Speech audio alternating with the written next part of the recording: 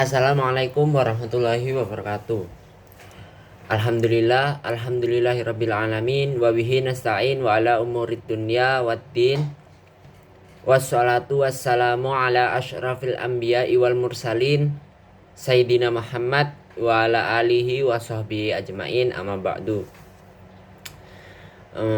Yang terhormat kakak-kakak Dema UIN Maulana Malik Ibrahim Malang, yang saya cintai dan yang saya banggakan juga, teman-teman seperjuangan, seangkatan yang juga mengerjakan tugas pada kesempatan kali ini.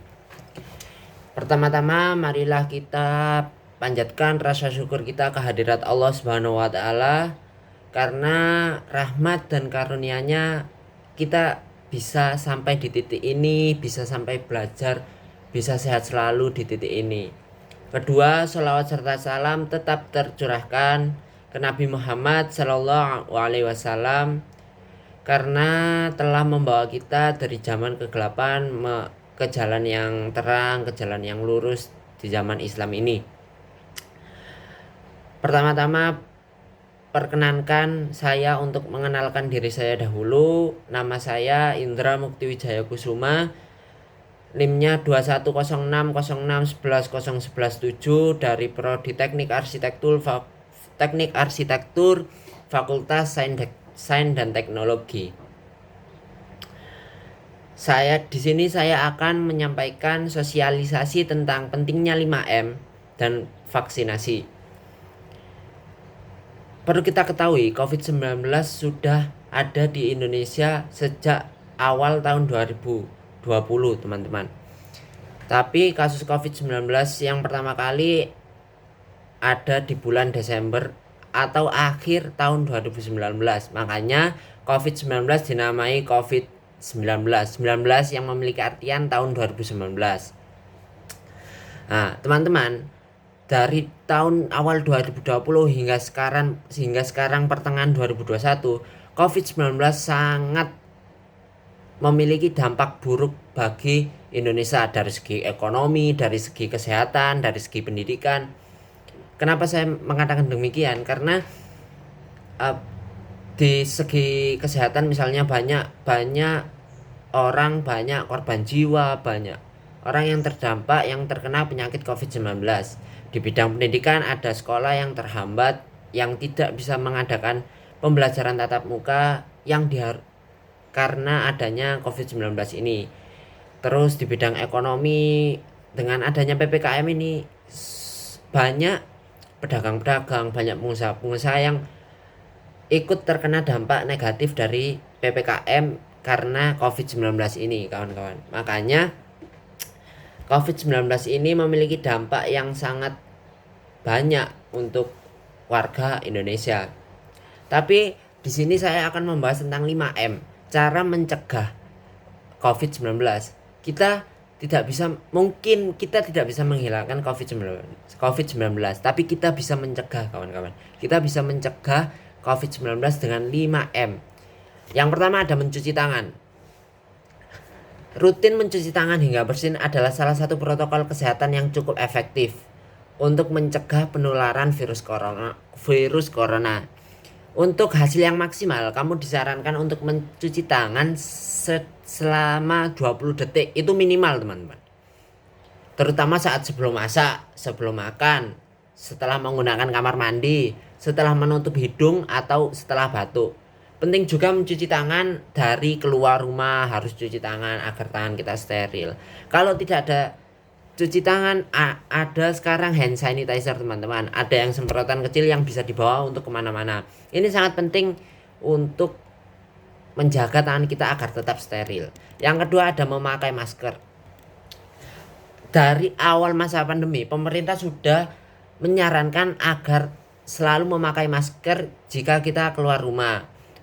Beberapa waktu ada kebijakan WHO yang mengeluarkan himbauan agar semua orang, baik sehat ataupun sakit, semua orang agar selalu menggunakan masker saat beraktivitas di luar rumah. Ini Bapak Presiden kita, Bapak Joko Widodo, juga sempat menegaskan agar kita mematuhi himbauan dari WHO. Terus yang ketiga ada menjaga jarak.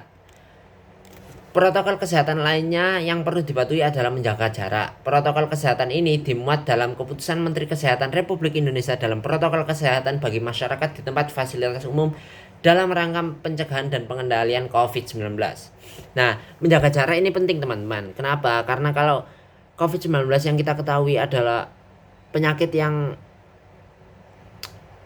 menyeramkan. Jadi kalau kita dekat dengan yang lainnya waktu kerumunan itu kita itu bisa dengan gampang kena penyakit. Nah, makanya kita itu harus menjaga jarak. Saat tidak heran sekarang banyak tempat ibadah yang menerapkan protokol kesehatan menjaga jarak ini, teman-teman. Bahkan sholat pun jamaah di masjid itu menjaga jarak dengan satu jamaah dengan yang lainnya. Terus yang keempat ada menjauhi kerumunan. Selain tiga yang saya sebutkan tadi, menjauhi kerumunan merupakan protokol kesehatan yang juga harus dilakukan.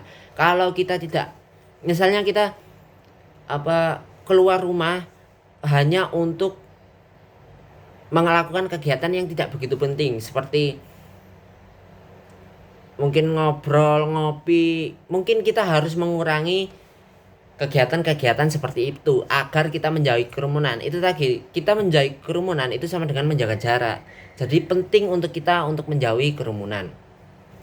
Terus yang terakhir ada mengurangi mobilitas. Yang seperti saya katakan tadi, kalau kita tidak seberapa penting untuk keluar rumah, mending di rumah saja. Karena pandemi di luar ini sangat, bahkan kemarin bulan lalu itu peningkatan COVID-19 sangat naik, sangat tinggi. Itu karena kita tidak mengurangi mobilitas, teman-teman. Sekarang saya akan menyampaikan data tentang orang yang terdampak COVID-19. Di Indonesia sudah ada 4.079.267 orang yang terkena COVID, yang terkonfirmasi COVID-19. Ada mungkin yang sembuh 3.743.000 sekian, tapi yang meninggal juga banyak, teman-teman, 132.000 sekian. Ini yang bisa menampar kita agar kita tetap mematuhi 5M yang saya sebutkan tadi. Di Jawa Timur pun, teman-teman, saya akan membacakan kasus COVID-19 yang ada di Jawa Timur. Ada 381.922. Itu 9,4% dari seluruh rakyat Indonesia. Cukup tinggi, tapi tidak setinggi DKI Jakarta dan Jawa Barat. Tapi ini cukup tinggi, teman-teman. Makanya kita harus selalu mematuhi protokol kesehatan 5M yang saya sebutkan tadi. Terus topik kedua, saya akan membahas tentang pentingnya vaksinasi COVID-19. Sejak vaksin COVID-19 tiba di Indonesia, tidak sedikit masyarakat yang belum setuju akan anjuran pemerintah untuk menjalani vaksinasi COVID-19. Kenapa begitu? Karena banyak beredarnya hoax-hoax yang mungkin di WhatsApp, mungkin di berita. Ini pentingnya kita sebagai milenial agar bisa menyaring berita yang ada di sosial media, teman-teman. Karena maraknya hoax di mana-mana. Ini misalnya kayak ada kandungan babi. Ya, kita tidak tahu ada atau tidak, tapi pemerintah sudah menganjurkan, berarti sudah disetujui oleh Kementerian Agama atau yang lain-lain. Penting, kenapa sih kita harus vaksinasi COVID? Karena kita itu bisa meningkatkan daya tahan tubuh, teman-teman. Karena penting untuk menjaga daya tahan tubuh. Vaksin COVID-19 memang dapat membawa banyak manfaat dengan melindungi kita dari infeksi virus corona. Namun perlu diketahui bahwa vaksin ini tidak diberikan kepada orang yang sedang sakit berat atau sudah terinfeksi virus corona. Jadi kita itu harus menjaga daya tahan tubuh kita agar tidak sakit dan bisa melakukan vaksin COVID-19, teman-teman.